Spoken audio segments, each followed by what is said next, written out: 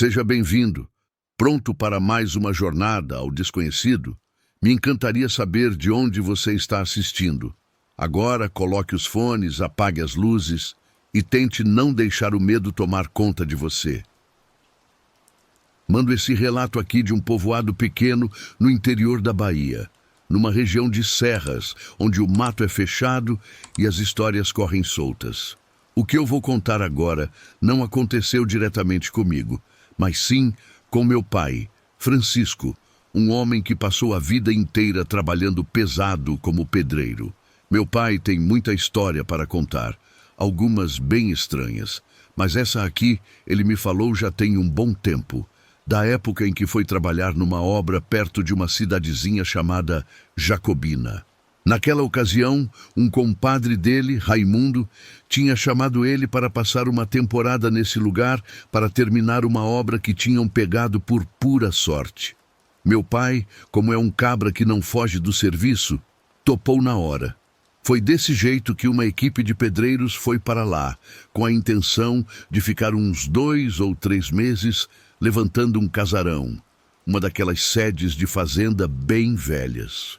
Essa construção, diz ele, ficava numa capoeira cercada por morros e muita caatinga, bem longe da parte central da cidade. Para falar a verdade, para ir da obra até o lugar onde estavam dormindo durante o tempo do projeto, tinham que caminhar cerca de 30 minutos por uma trilha de terra batida que ficava no meio do nada. Meu pai conta que todos trabalhavam de sol a sol, e conforme a obra ia subindo, lembra que numa manhã perceberam que tinha umas pegadas esquisitas dentro do terreno.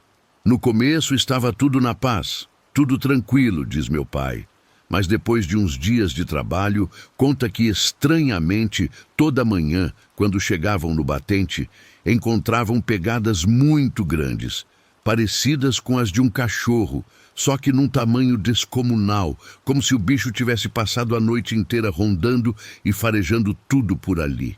Aquilo deixou a peãozada toda cismada. Tanto que Raimundo, o compadre do meu pai e o mais velho da turma, disse que com certeza era algum bicho do mato que descia a serra de noite para caçar. Isso aí com certeza é um cachorro do mato, ou algum vira-lata grande que está varando à noite procurando resto de comida aqui pela obra. Mas meu pai não estava engolindo essa história não, porque diz que essas marcas apareciam todo santo dia.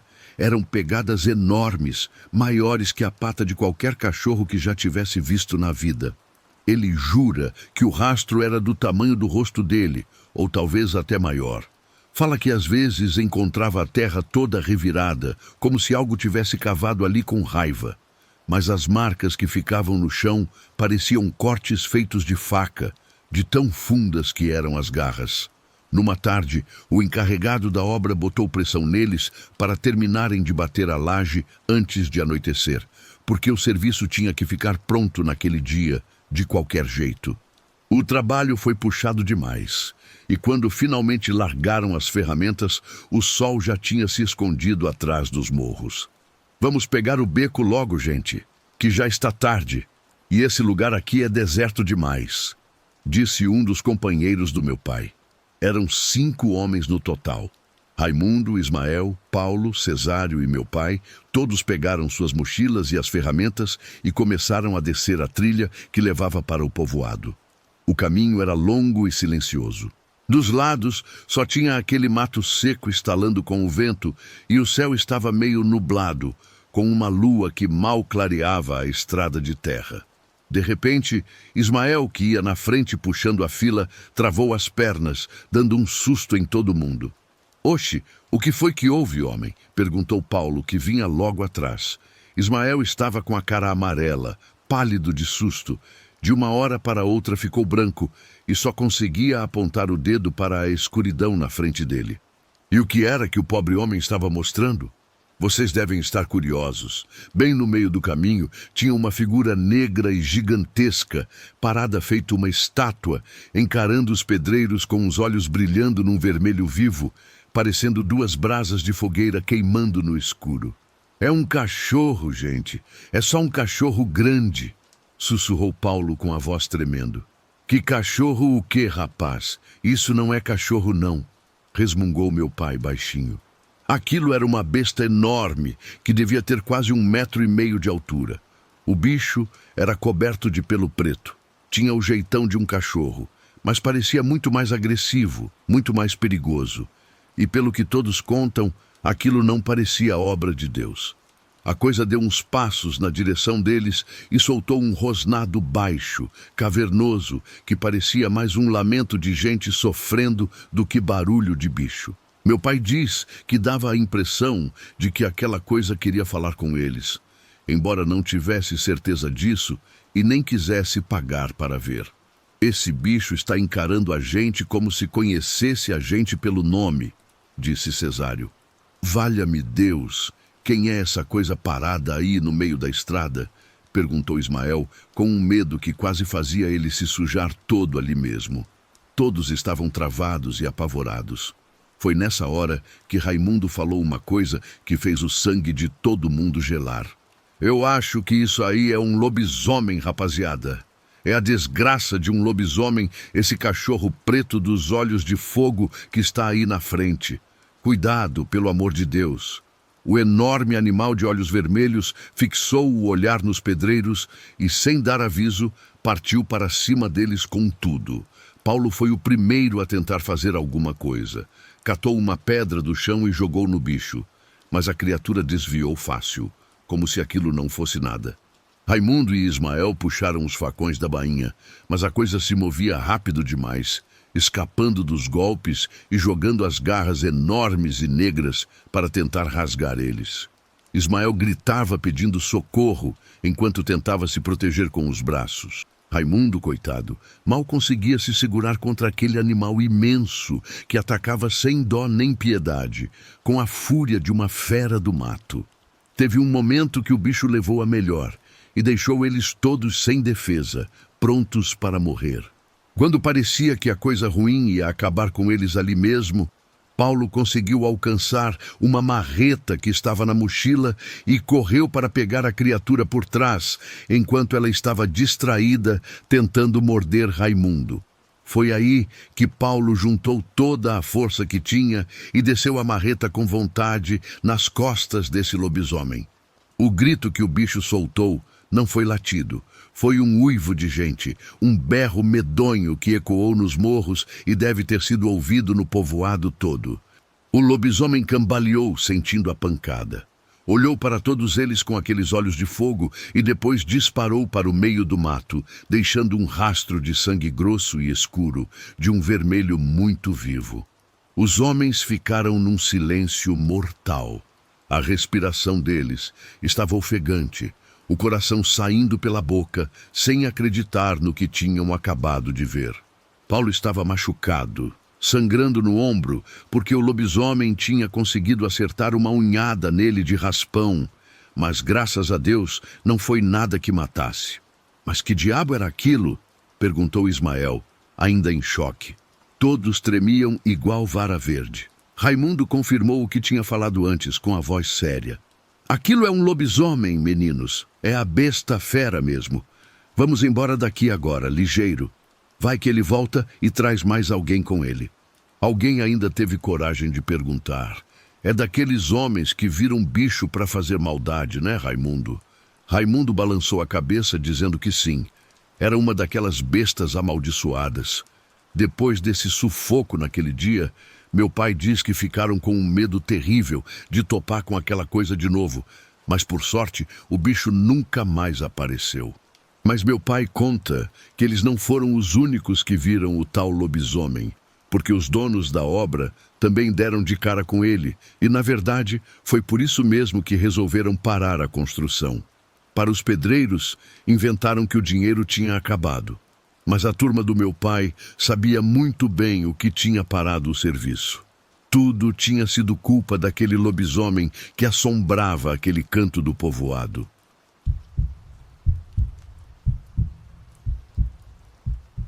Meu nome é Arnaldo.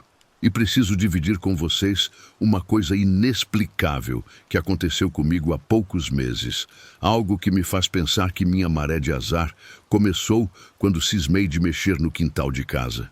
Aquele espaço enorme lá no fundo estava abandonado, cheio de mato alto e restos de obra. E queria transformar aquilo em um lugar ajeitado onde meus filhos pudessem brincar e a gente pudesse fazer um churrasco com os amigos. Por muito tempo tinha deixado a casa meio de lado e precisava dar um trato para que aquele pedaço do terreno servisse para alguma coisa.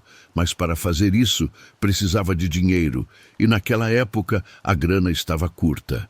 Além disso, não conhecia nenhum pedreiro de confiança para pegar o serviço. Como não tinha muita experiência nessa coisa de contratar pessoal, fiz o que pareceu mais fácil na hora. Fui direto no Facebook procurar mão de obra barata. Foi lá que encontrei uma publicação bem simples que dizia: equipe de pedreiros, trabalhos rápidos e econômicos, informações por mensagem. Parecia bom, ou pelo menos não parecia ser golpe.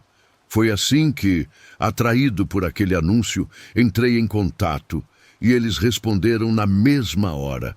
Passei o endereço e expliquei o que precisava ser feito.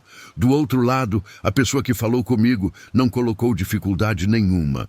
Na verdade, praticamente não perguntou nada. Só aceitou o trabalho e disse que no dia seguinte estariam na minha porta para começar de uma vez. Disseram que o preço era justo para os dois lados e que não tinha enrolação. No dia seguinte, bem cedinho, 4 homens chegaram na minha casa. Pelo que lembro, todos eram calados, até demais.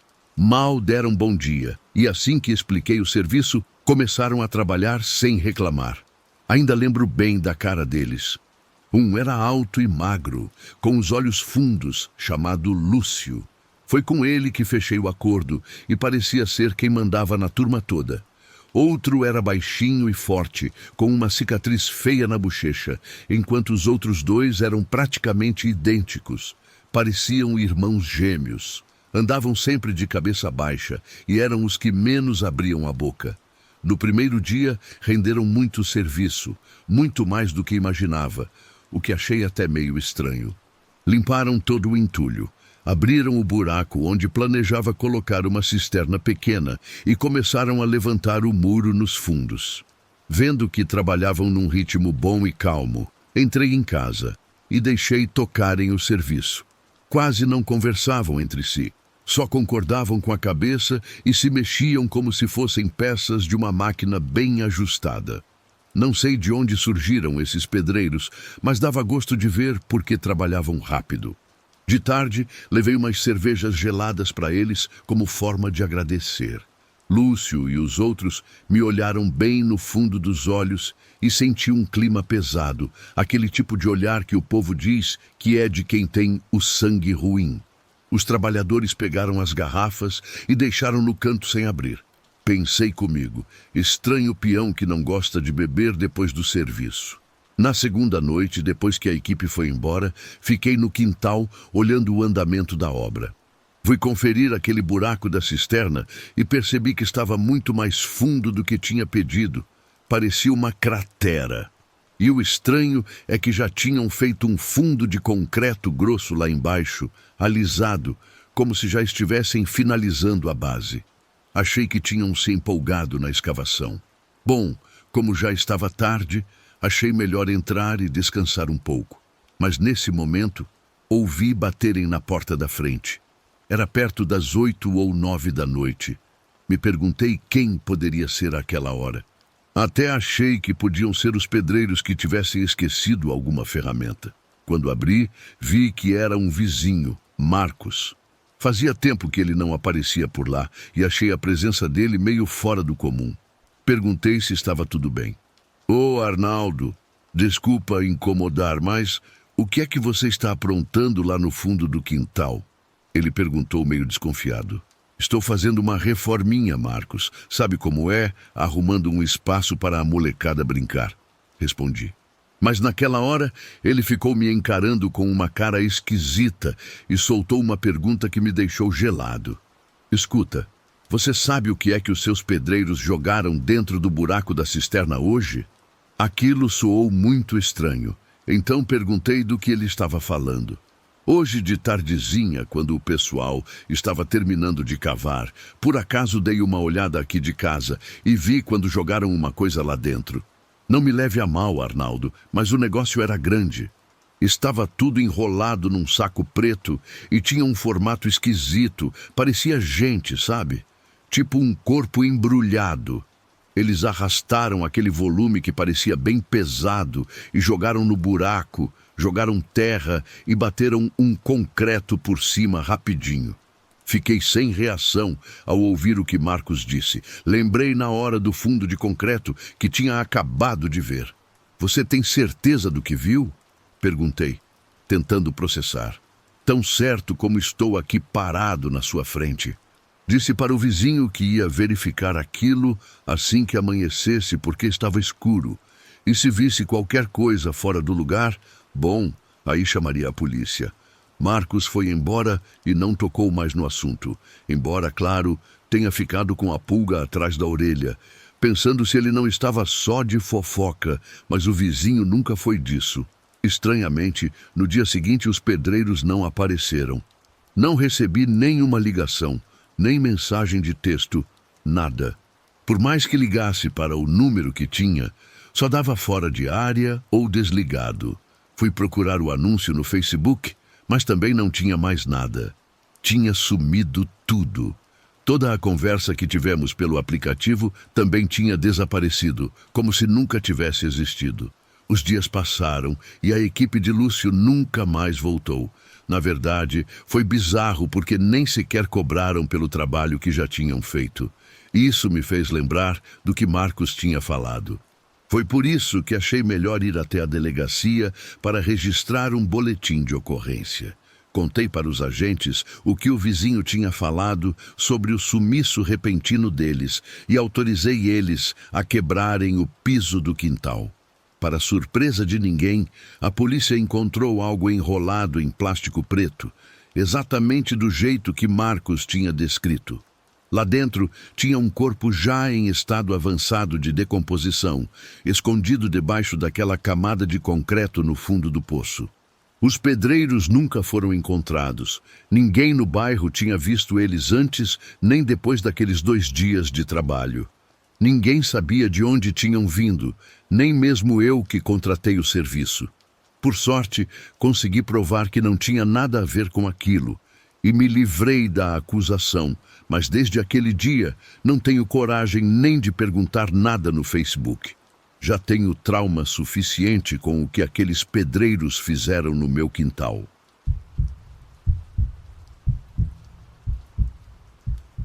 O relato a seguir vem de uma cidade do interior de São Paulo. E quem viveu essa experiência foi o meu avô Germano, um homem que dedicou a vida inteira às obras e construções. Meu avô diz que isso aconteceu lá por volta do ano de 2011, ou seja, já faz uns bons anos. Ele conta que, numa tarde, um senhor do bairro o contratou para fazer um serviço no túmulo de um familiar que estava enterrado no cemitério municipal. Aquele trabalho, segundo ele, não era nada complicado.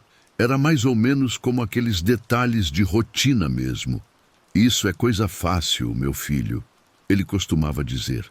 Era só reforçar a base de concreto e dar um retoque na alvenaria, já que estava muito gasta por causa do tempo.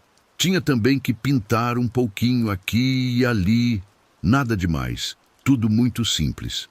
Meu avô chegou no cemitério e encontrou o cliente, um homem que já conhecia de vista do bairro, que mostrou o local que precisava arrumar. Apontou para a lápide e pediu para deixar tudo bem firme. Principalmente, peço que tome cuidado para a chuva não estragar o serviço. Capricha aí, tá certo? Recomendou o homem. Depois disso, como aquele sujeito tinha os afazeres dele, foi embora e já deixou o serviço pago adiantado, pois viria depois só para conferir. Mas como meu avô sempre foi uma pessoa muito caprichosa e correta, o homem não tinha dúvida nenhuma do trabalho. Ele colocou as mãos na massa, misturando o cimento, assentando os tijolos e preparando a tinta. Trabalhava rápido, em silêncio, tudo bem limpinho e organizado, como sempre fazia. Depois de umas 2 horas, terminou o serviço e começou a recolher as ferramentas, já que estava quase na hora de ir embora. Devia ser perto das 4 ou 5 da tarde, diz ele. Uma hora boa, ainda mais pelo que estava prestes a acontecer. Meu avô já estava indo em direção à saída do cemitério quando escutou uma voz atrás dele. Tio, boa tarde. Desculpe, o senhor poderia me ajudar com um problema? Ele se virou e viu um menino que não aparentava ter mais de 8 anos, parado ali. Quando meu avô olhou bem, notou que o pobre garoto estava descalço, com a roupa toda gasta e suja de terra. Tinha o cabelo preto e liso e uns olhos grandes, também escuros, que demonstravam muita tristeza. Pareceu que o menino estava pálido demais, muito mais do que uma criança deveria estar, principalmente naquele lugar. O que foi, garoto? O que você precisa? Perguntou enquanto limpava as mãos na calça suja de poeira. O menino, com uma voz suave e quase quebrada, disse: o túmulo do meu avózinho, que descansa aqui, está todo rachado e velho. Queria consertar, mas não tenho muito dinheiro. O senhor, que é pedreiro, poderia me ajudar? Se fizer isso, eu dou todas as moedas que juntei até hoje. Depois de falar, o menino enfiou a mão no bolso e tirou um punhado de moedas, estendendo a mãozinha para mostrar que aquilo era tudo o que tinha. Pediu que, por favor, meu avô o ajudasse ao mesmo tempo que apontava para um túmulo velho com a base descascada e coberta de mato. Meu avô diz que o coração partiu ao escutar aquilo e ver aquela cena. Então, como tinha sobrado massa de cimento e um resto de tinta, não teve coragem de aceitar o dinheiro daquele pequeno. Guarda seu dinheiro, garoto. Não precisa me pagar nada, não, disse meu avô com pena. Tenho sobra de material aqui. Vamos lá que eu ajudo de graça. Só me diz qual é o lugar exato. Nesse momento o menino sorriu. Obrigado, tio. Muito obrigado. Deus lhe pague. Meu avô começou a trabalhar no túmulo. Arrancou o mato que crescia em volta, rebocou as rachaduras e passou uma demão de tinta onde precisava. Enquanto trabalhava, diz que sentia uma coisa estranha vindo daquele menino, pois ele continuava ali parado olhando, mas não dizia nada. Com o passar do tempo, meu avô ia puxando o assunto e foi aí que notou que a voz dele, que no começo soava normal. Conforme o tempo passava, parecia que o garoto ia baixando o tom, como se estivesse ficando sem voz. Cada vez ficava mais baixa, até que custava para conseguir falar. Meu avô diz que parecia que as palavras do menino estavam se gastando.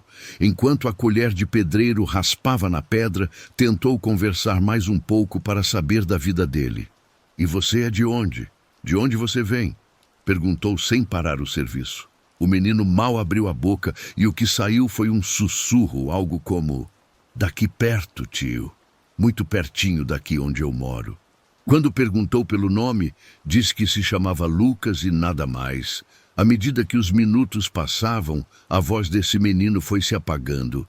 Meu avô começava a se sentir incomodado, pois não sabia exatamente o que estava acontecendo, mas sentia um arrepio na nuca. Quando terminou, meu avô se virou para dizer que já estava pronto, mas, justamente ao fazer isso, percebeu que Lucas já não estava mais lá. Do menino, nem sinal, nem barulho de passos, nada. Garoto? Onde você se meteu? Chamou, olhando para todos os lados. Mas era como se tivesse evaporado ou se escondido muito rápido. Por um momento, meu avô acreditou que ele tivesse ido embora com os pais. Mas por mais que tenha procurado, o cemitério estava vazio. Andou entre os túmulos próximos, procurou atrás dos mausoléus maiores, até espichou o olho no caminho de terra batida que levava para a entrada, mas nem sinal de Lucas. Nesse momento, sentiu um calafrio forte, aquela sensação de que alguma coisa não estava certa. Achou melhor apressar o passo, juntou as ferramentas e, quando estava a ponto de passar pelo portão, deu de cara com o zelador. Era um homem velho e curvado, que já o conhecia de outros carnavais, mas que olhou com muita curiosidade, notando a cara de espanto dele. Boa tarde, seu Germano. Aconteceu alguma coisa? Parece que estou vendo o senhor meio pálido. Meu avô, ainda nervoso, contou o que tinha acontecido lá dentro com o tal menino. O zelador escutou em silêncio, balançando a cabeça devagar, concordando, como se já esperasse por aquilo. Quando finalmente meu avô terminou de contar, o coveiro riu de leve, não de deboche, mas de uma maneira meio triste. Me diga uma coisa, seu Germano, esse menino estava descalço? Tinha cabelo preto e olhos grandes, não é verdade? Meu avô concordou com a cabeça, sentindo um nó apertar no estômago. O zelador suspirou fundo e apontou para a direção do túmulo que tinha acabado de ser consertado de graça.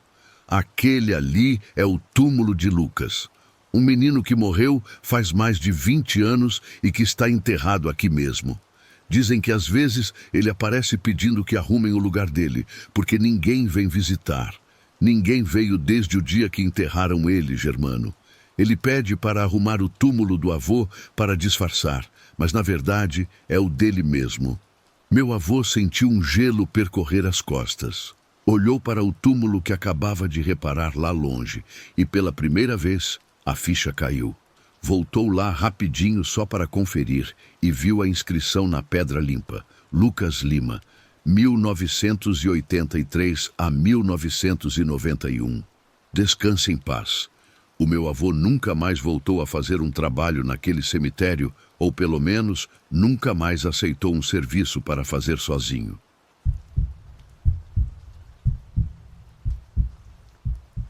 Minha avó, que Deus a tenha, cansou de me avisar com aquele jeito sábio dela. Meu filho, mais vale um pássaro na mão do que dois voando. E foi da pior maneira possível, sentindo na pele a dor do arrependimento, que eu aprendi que ela tinha toda a razão. Eu sou nascido e criado em Feira de Santana, na Bahia, e ganho a vida no pesado, trabalhando como servente de pedreiro.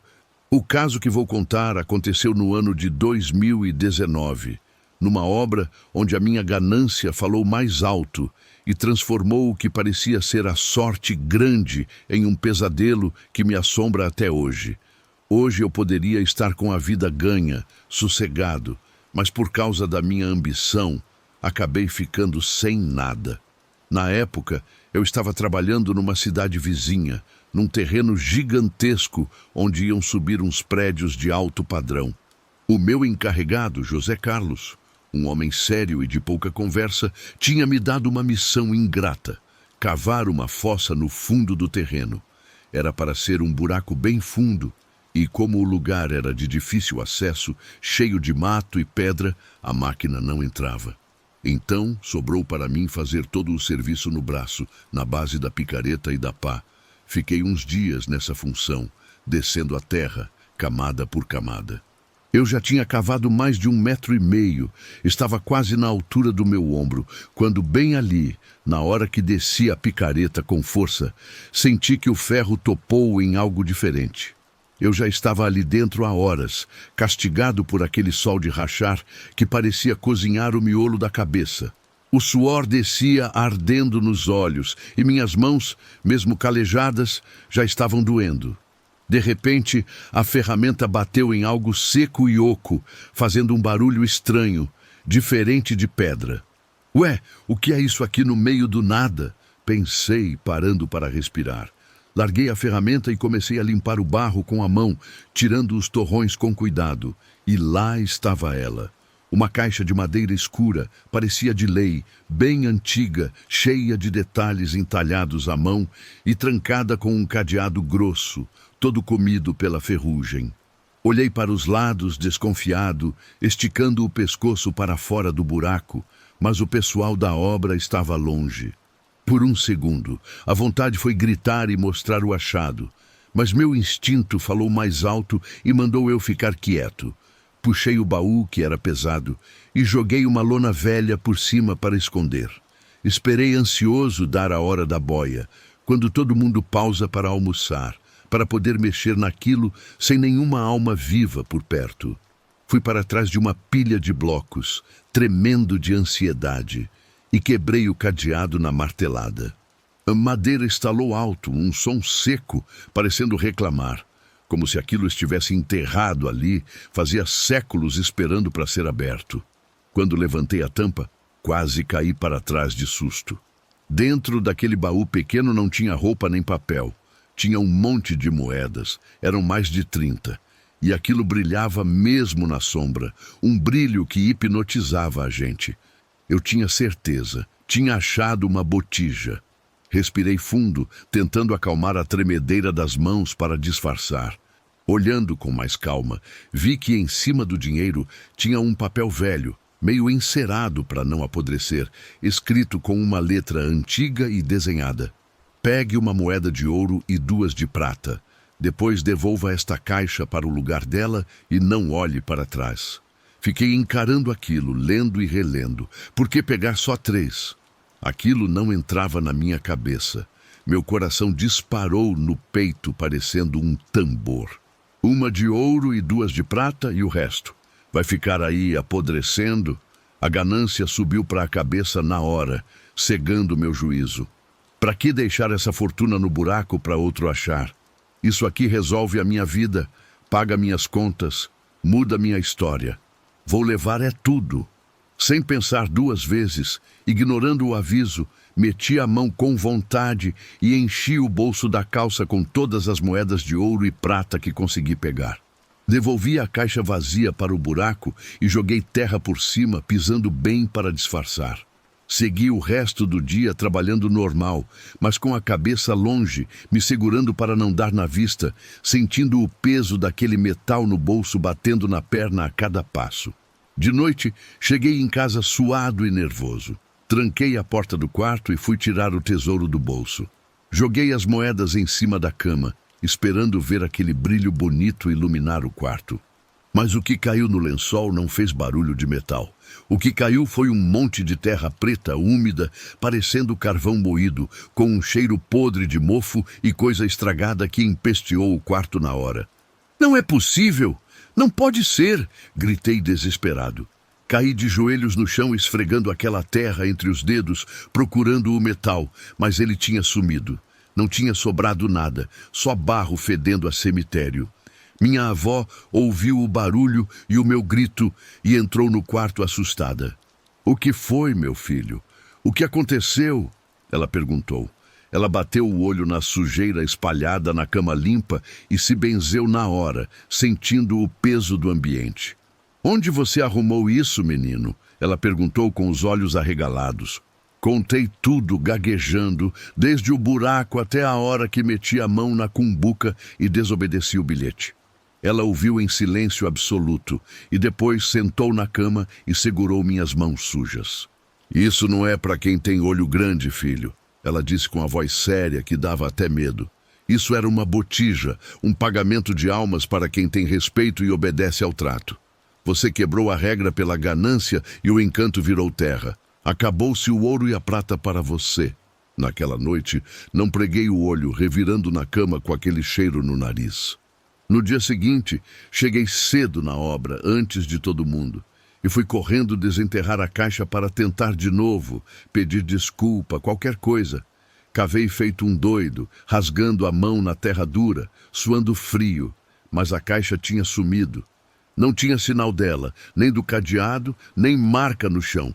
Parecia que nunca esteve lá.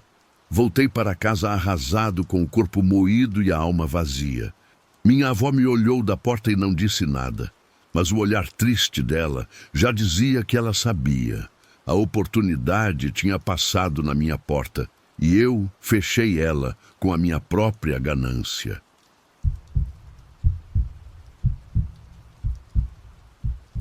Meu nome é Gileno Oliveira e sou engenheiro civil. A história que vou contar é uma experiência aterrorizante que vivi na pele, numa obra onde a segurança escondia algo muito mais macabro do que simples normas de trabalho. Tudo aconteceu alguns anos atrás, quando eu estava prestando serviço para uma empresa que prefiro não citar o nome por questão de segurança. Naquela época, eu tinha 28 anos e recebi uma oferta para trabalhar na região metropolitana de Belo Horizonte, perto de Betim. Se a memória não falha, era por volta de 2003. Eu tinha acabado de entregar uma obra no interior da Bahia e estava procurando algo novo para fazer.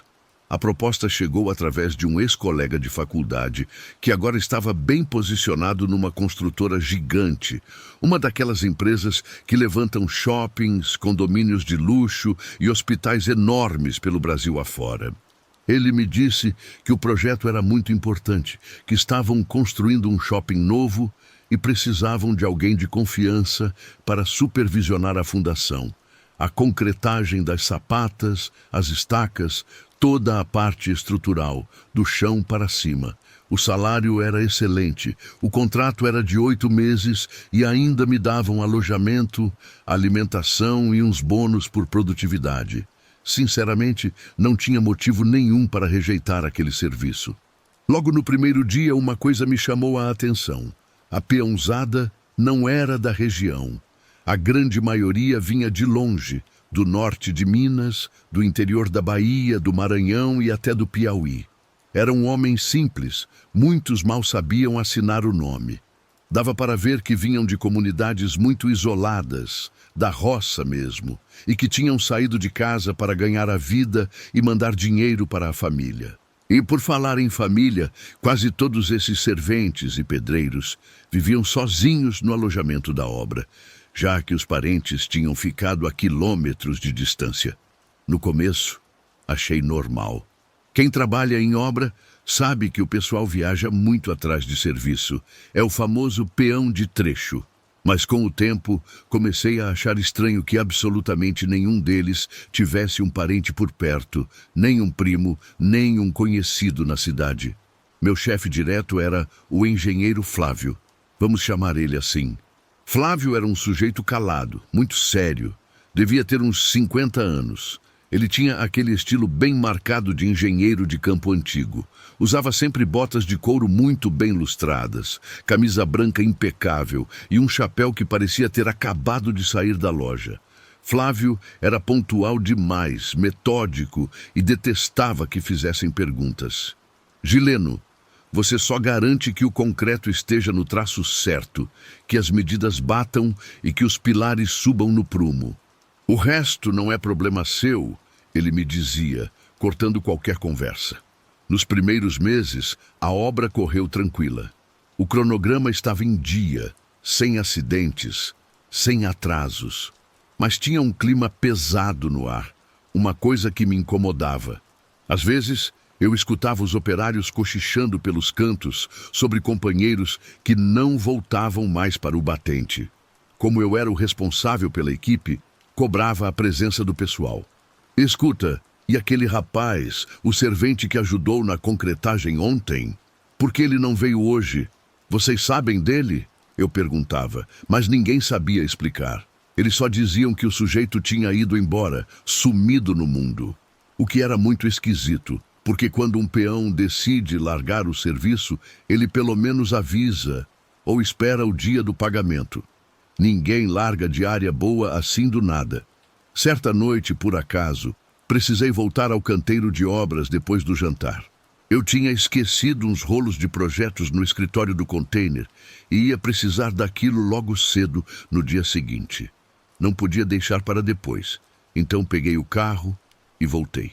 Eram umas 9:30 da noite quando cheguei.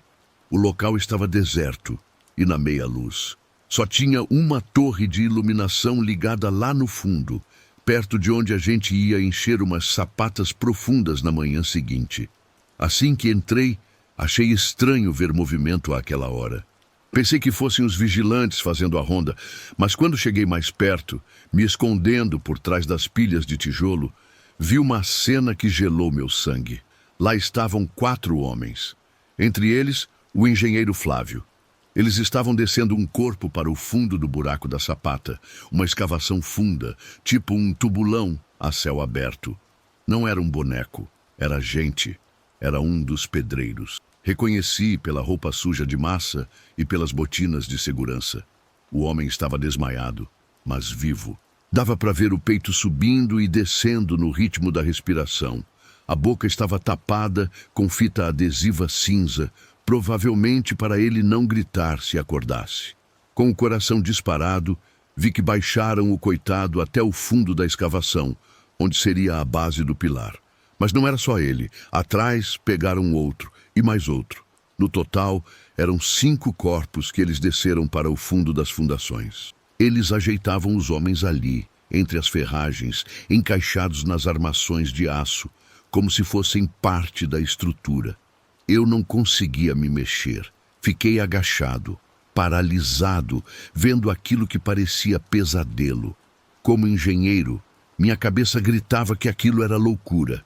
Corpos criam vazios, enfraquecem o concreto. Aquilo ia contra toda a lógica da física.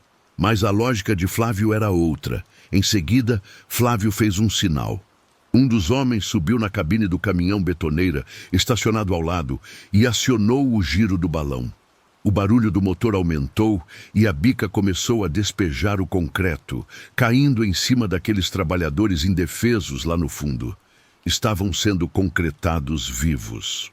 O grupo trabalhava com frieza, mas mesmo com o barulho do caminhão, dava para ouvir um murmúrio alto, um tipo de reza que um deles gritava num ritmo estranho. Eu não entendia as palavras, mas sentia que era alguma coisa ruim, uma espécie de ritual. Enquanto a massa cinza cobria os corpos, o som da reza continuava. E no meio daquilo, vi Flávio tirar o chapéu e murmurar uma frase olhando para o buraco.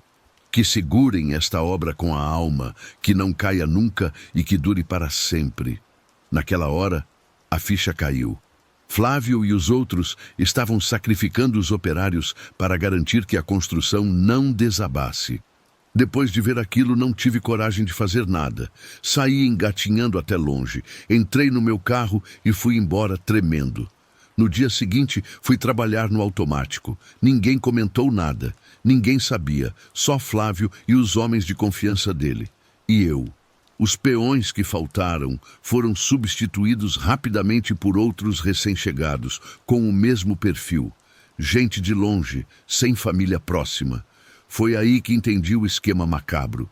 Eles contratavam esse tipo de gente de propósito. Se sumissem, ninguém ia vir reclamar. Flávio usava eles como oferenda para o alicerce. Denunciar? Como? Eu ia chegar na delegacia e falar o quê? Seu delegado, vi o engenheiro concretar 5 homens vivos? Quem ia acreditar em mim sem provas contra a palavra de gente importante? E mesmo se acreditassem, aquela construtora tinha dinheiro para comprar a cidade inteira, inclusive a polícia. Engoli o choro, o medo e continuei trabalhando, contando os dias para acabar. Os meses passaram e a obra acabou. O shopping foi inaugurado com festa grande. Teve música, políticos cortando fita, fogos de artifício. Eu estava lá na cerimônia, de terno, forçando um sorriso, mas por dentro sentia que estava pisando em cima de um cemitério gigante. Assim que entreguei o relatório final, peguei minhas coisas, saí de Minas Gerais e nunca mais pisei naquele lugar. Desde então, já toquei muita obra por esse Brasil. Mas toda vez que vejo uma sapata profunda sendo aberta, não consigo deixar de imaginar o que pode ter lá no fundo. Às vezes sonho com o rosto daqueles homens. Às vezes acordo de madrugada, suando, ouvindo o barulho do concreto batendo no chão. E às vezes, só às vezes, penso que Flávio tinha razão no pensamento doentio dele. Tem coisas que exigem sacrifício para ficar de pé. Porque para algumas pessoas, uma construção bem feita leva cimento, ferro e almas.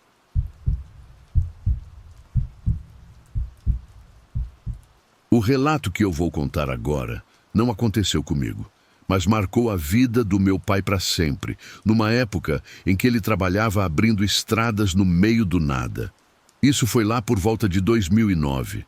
A gente é do interior, de uma cidadezinha pequena. Somos gente trabalhadora e desde sempre meu pai viveu de obra, trabalhando na construção civil. Aconteceu muita coisa estranha com ele nesses anos todos, mas essa história é de arrepiar. O meu pai se chama Isaac. Naquela época, contrataram meu pai para trabalhar na abertura de uma rodovia que ia ligar várias comunidades rurais, bem no pé de uma serra isolada e cheia de mata fechada. No começo, tudo correu muito bem. O projeto era grande, tinha muita máquina pesada, engenheiros de fora, topógrafos medindo o terreno e um monte de peão trabalhando. Mas não deu nem 3 semanas e as coisas começaram a desandar de um jeito que ninguém esperava. O primeiro problema foi com a terra.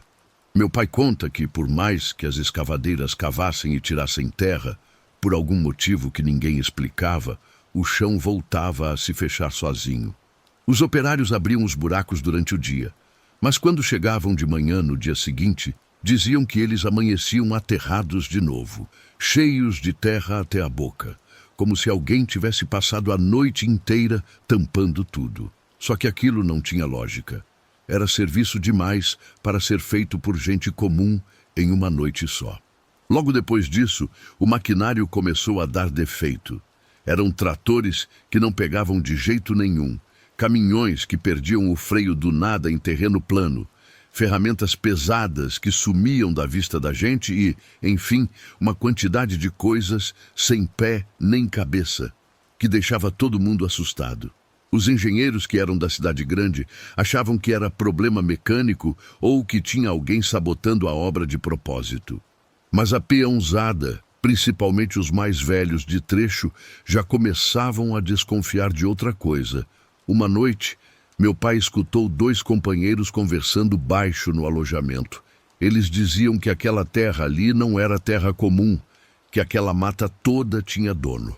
Falavam que era o guardião, uma espécie de entidade que protegia os caminhos antigos da serra. Diziam que ele não deixava qualquer um rasgar a terra dele e que, se não pedissem licença do jeito certo, a própria mata ia se defender. Meu pai nunca foi de acreditar muito nessas visagens. Achava que era conversa para boi dormir. Mas aí aconteceu o acidente com Luciano. Luciano era um rapaz novo, caladão, muito forte, daqueles que pegam no pesado sem reclamar. Mas numa tarde, quando ele estava ajudando a nivelar o terreno, de repente, sentiu o chão ceder debaixo da bota. Ele caiu num buraco que se abriu do nada, como se a terra tivesse engolido ele. Tiraram Luciano de lá com as 2 pernas quebradas, uma coisa feia que nunca tinham visto acontecer daquele jeito em obra nenhuma. E a maré de azar não parou por aí. No dia seguinte, um caminhão tombou sozinho, sem ninguém encostar nele. Logo depois, um dos engenheiros sofreu um acidente feio na estrada vindo para o canteiro de obras e, infelizmente, o homem morreu. Foi nessa hora que os pedreiros mais antigos se juntaram e foram ter uma conversa séria com a chefia. Falaram para os engenheiros sem rodeios que aquilo não era normal e que precisavam fazer uma oferenda. Disseram que não era feitiçaria, era respeito. A terra tinha dono, e se não pagassem um agrado, a estrada não ia sair nunca. No começo, os engenheiros riram, acharam graça. Mas depois de tanto prejuízo e atraso, perceberam que a coisa era séria e que talvez os operários tivessem razão. Tinha alguma força ali impedindo o serviço. Naquela tarde, fizeram uma vaquinha. Mandaram buscar as coisas e juntaram muita comida. Farofa, carne assada, muita cachaça, pão, fumo de rolo, frutas e até um galo preto que sacrificaram ali na hora. Tudo para agradar quem quer que fosse que tomava conta daquele lugar. Arrumaram tudo em cima de uma toalha branca, bem no trecho onde a obra estava mais emperrada. Depois, cada um pediu licença do seu jeito, rezando, pedindo passagem, e foram para os alojamentos descansar. Os engenheiros contam que, depois daquilo, caiu um silêncio pesado no acampamento. Um grupo teve que ficar de vigia, cuidando da oferenda, e meu pai estava no meio. Ele diz que não conseguia relaxar, porque o ar ficou pesado, parecia que ia chover, mas não tinha nuvem nenhuma no céu. Lá pelas 2 da madrugada, ele ouviu um dos vigias vir correndo pelo meio dos barracões, gritando: "Tem coisa lá na oferenda! Tem coisa lá! Saiam rápido!" Todo mundo pulou da cama, uns com lanterna, outros só no susto mesmo, e foram ver. Meu pai descreveu o que apareceu lá como uma sombra, mas não era sombra de árvore nem de nuvem. Era uma coisa alta, devia ter uns 2 metros, escura, sem forma certa. Às vezes parecia ter braços, às vezes não. Andava devagar, meio que flutuando acima do chão, e dava um pavor gelado só de olhar. Meu pai dizia que era como ver uma coisa que não pertencia a esse mundo andando no meio da gente. Aquela coisa chegou perto da comida e, sem encostar a mão, tudo começou a sumir. O pão esfarelava e desaparecia, a cachaça secava na garrafa, o galo virou fumaça. Parecia que a sombra estava sugando a energia da oferenda. Mesmo com aquele monte de homem armado de pá e enxada vendo aquilo, ninguém se mexeu, ninguém deu um pio. Todo mundo estava travado de medo. Ele conta que um dos engenheiros chegou a urinar na calça de tanto pavor, porque a cabeça dele não aceitava o que os olhos estavam vendo. A sombra ficou ali um tempo, parecia que estava cheirando o ar, avaliando a gente, e depois se virou e foi sumindo no meio das árvores, entrando para a mata fechada. O silêncio que ficou depois foi de doer o ouvido. Ninguém teve coragem de falar nada até o sol nascer. No dia seguinte, a terra estava firme. Os buracos pararam de aparecer. As máquinas pegaram na primeira tentativa e a obra andou, que foi uma beleza, como se nada tivesse acontecido. Os engenheiros que antes debochavam passaram a mandar comprar as coisas para a oferenda toda semana, sem ninguém precisar pedir, porque entenderam que o dono da mata é quem mandava ali, e se não agradassem ele, a estrada não ficava pronta. Meu pai terminou o trecho dele lá e foi embora, e nunca mais gostou de tocar muito nesse assunto. Nem ele sabe dizer o que era aquela sombra. A única certeza que ele tem hoje é que, se você quer mexer na terra dos outros, principalmente onde a mata é antiga, tem que saber pedir licença e pagar o que deve.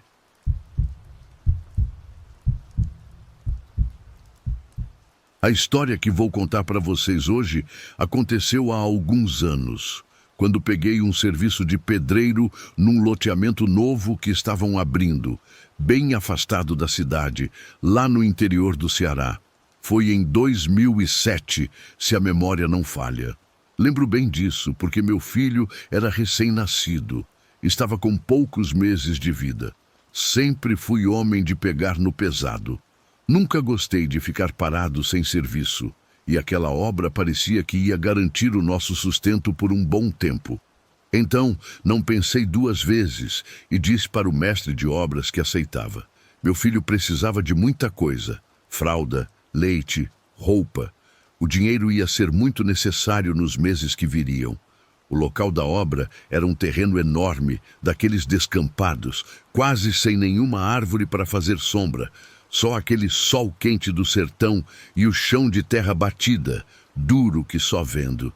Nessa etapa, nossa tarefa era fazer os alicerces para levantar várias casas, e passava o dia todo cavando buraco e carregando massa. Era um serviço muito puxado, debaixo de sol forte, mas era trabalho honesto que alguém precisava fazer. Com o tempo, a gente acaba se acostumando com a rotina pesada e com a prosa dos colegas. Mas, como diz meu pai, a gente nunca deve confiar demais no lugar onde pisa, porque as surpresas sempre aparecem. Lembro direitinho que um dia, lá pelas 3 da tarde, naquele horário que o sol castiga mais, enquanto abria uma vala para a sapata do alicerce, um menino chegou perto de mim. Pelo que pude reparar na hora, devia ter uns 10 anos mais ou menos. Era magrinho, moreno e usava um boné vermelho bem desbotado. Ao ver criança naquele lugar, que claramente não era ambiente para brincar, cheio de ferramenta e buraco, pensei na hora que fosse filho de algum colega que estava trabalhando na obra. Pensei isso porque vestia calça jeans e uma camiseta simples, igual a qualquer menino do bairro. Esse garoto ficou me olhando fixamente, parado bem na beirada do buraco que eu estava cavando, como se estivesse fiscalizando meu serviço. "E aí, meu jovem? Tudo bom? Se perdeu ou está fazendo o que aqui nesse sol?"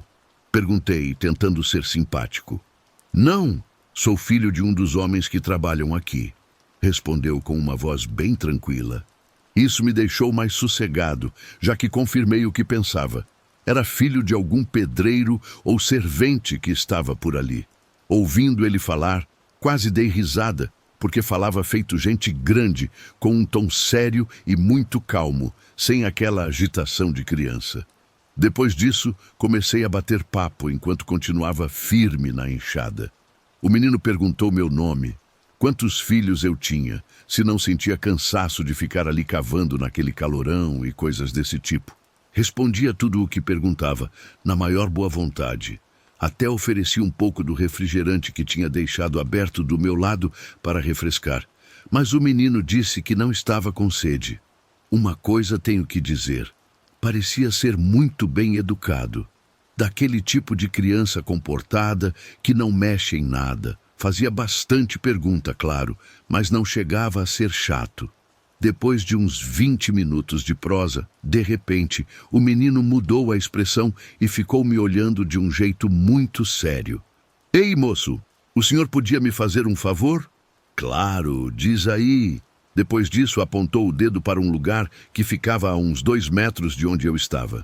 Cava ali naquele canto. Lá, a terra é mais fofa. Talvez ali o senhor termine seu serviço mais ligeiro. Ah, é? E como é que você sabe disso, rapaz? Ah, é porque eu brincava muito ali quando era menor, respondeu, olhando para o chão, sem encarar meus olhos. Achei aquilo meio estranho, mas não dei muita bola na hora, embora tenha ficado com a pulga atrás da orelha se devia ou não mudar o lugar do buraco. Mas, pela dúvida, fui até o ponto que indicou e finquei a pá. Para minha surpresa, a terra ali realmente estava mais solta, mais úmida, diferente do resto do terreno que era duro, como se alguém já tivesse revirado aquilo antes. Continuei cavando sem saber direito o motivo, talvez só por curiosidade mesmo, ou porque o moleque tinha pedido com tanto jeito. Cavei mais ou menos meio metro, uns 50 ou 60 centímetros, até que, de repente, a pá bateu em algo duro. Assim que senti a batida seca, pensei, pronto, é uma pedra. Mas quando fui ver, não era pedra, não. Meti as mãos na terra para limpar e ver o que era, e o que tirei de lá fez meu sangue gelar. Aquilo que minhas mãos tocaram eram pedaços de pano podre, parecia resto de roupa velha. Continuei tirando a terra com a mão mesmo e vi uns ossinhos pequenos e amarelados. Logo depois, apareceu um crânio bem pequeno, de criança. Dei um pulo para trás de tanto susto. Senti um frio na barriga, um nó no estômago e minhas mãos começaram a tremer sem parar. Levantei de uma vez e virei para procurar o menino, para falar o que tinha achado e para a gente sair correndo dali, porque aquilo, sem dúvida nenhuma, eram restos de uma pessoa. Mas o menino tinha sumido. Como não vi mais ele por perto, saí apressado. Fui procurar os outros companheiros para perguntar onde o menino tinha se metido e avisar o que eu tinha desenterrado. Andei pela obra toda perguntando se alguém tinha visto o garoto de boné vermelho, mas ninguém sabia de nada. Foi aí que tive outra surpresa ruim. Nenhum companheiro tinha levado o filho para a obra naquele dia, e ninguém, nem o vigia, tinha visto criança nenhuma entrar ou sair do canteiro.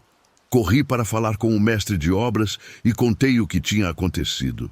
Ele não conseguia acreditar, achou que eu estava inventando, então levei ele até o local para ver com os próprios olhos. Rapidamente chamaram a polícia, que veio, isolou a área e confirmou que era uma ossada de criança.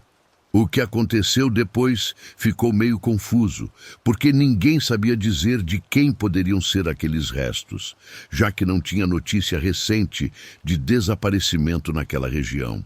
A polícia disse que aquele terreno tinha ficado abandonado, isolado, por muitos anos antes da obra começar. Por causa da investigação, mandaram todo mundo para casa e a obra parou por alguns dias. Naquela noite, não consegui dormir. Fiquei olhando para o teto, tentando lembrar de cada palavra que o menino disse, de cada gesto.